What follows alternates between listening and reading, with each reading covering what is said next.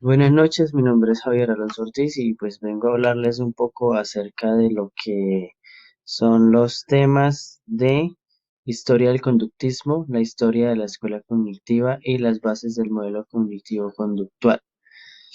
Soy estudiante de la Universidad de Investigación y Desarrollo UDI, tercer semestre de psicología a modalidad virtual.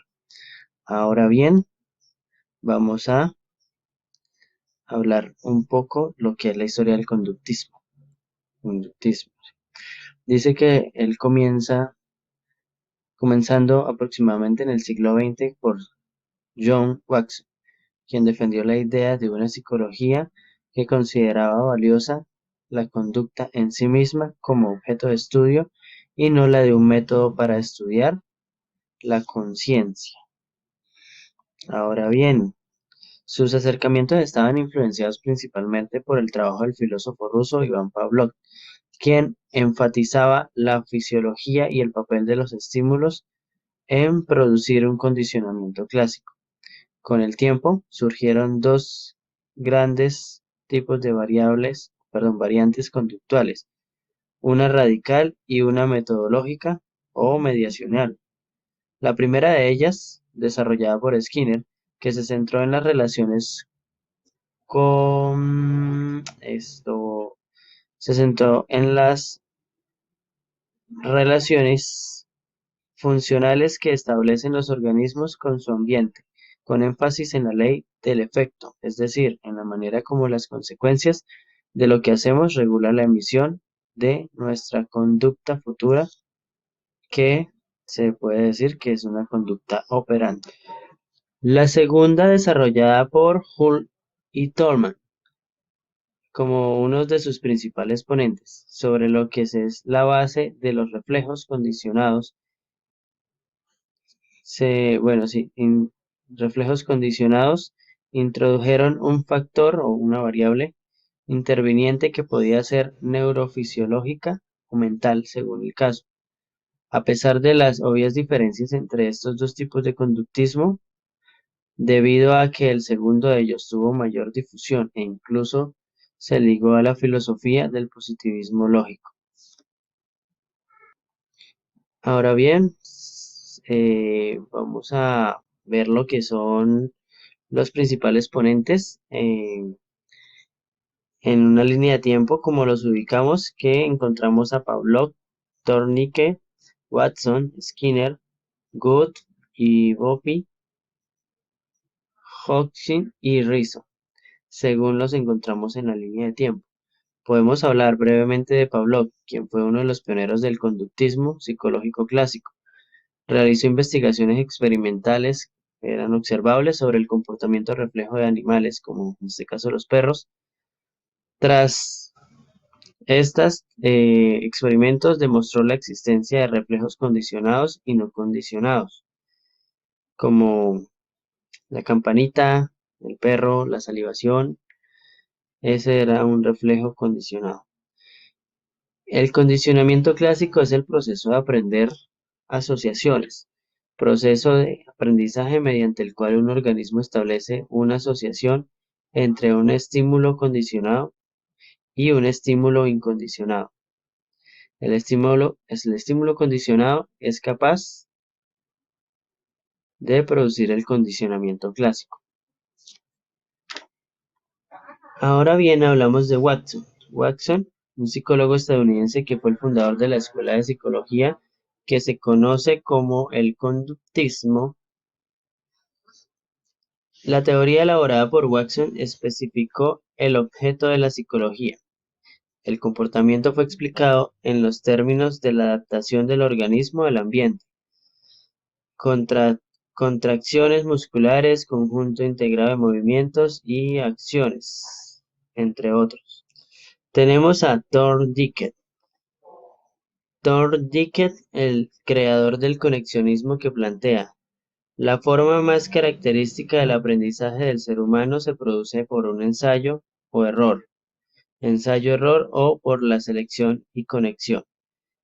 Esto se expone en las leyes postuladas por el mismo autor, las que son la ley de la asociación, ley del ejercicio y la ley del efecto, que las podemos apreciar ahí en pantalla. Ahora bien, hablaremos de Skinner. Sus teorías fueron de gran aporte a la educación. Basó sus teorías en el análisis de la conducta, de las conductas observables. Dividió el proceso de aprendizaje en respuestas operantes y estímulos reforzantes, lo que produjo el desarrollo de técnicas de modificación de la conducta en el aula. Trató la conducta en términos reforzantes positivos y reforzantes negativos.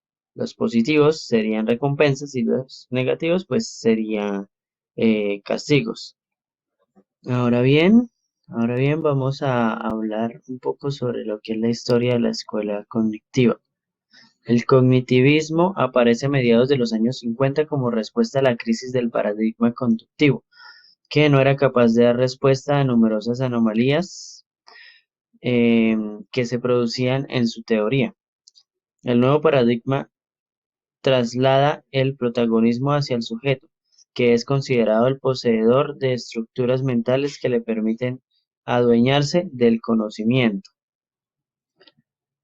Ahora bien, en el enfoque cognitivo no se puede determinar un escenario de etapas históricas sucesivas, en el que una desaparece para dar lugar a la siguiente, sino más bien el relato del surgimiento de nuevas ideas que desnudan ciertos problemas de las anteriores y acrecientan las posibilidades de acercar los modelos a la biología y al mundo vivo. Ahora, continuando, según Valera, la historia de la ciencia cognitiva puede dividirse en varias etapas, con algunas modificaciones a lo establecido.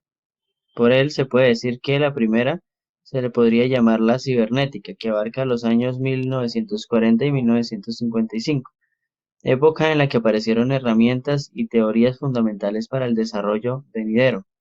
Se construyeron las computadoras modernas que sentaron la base para la inteligencia artificial.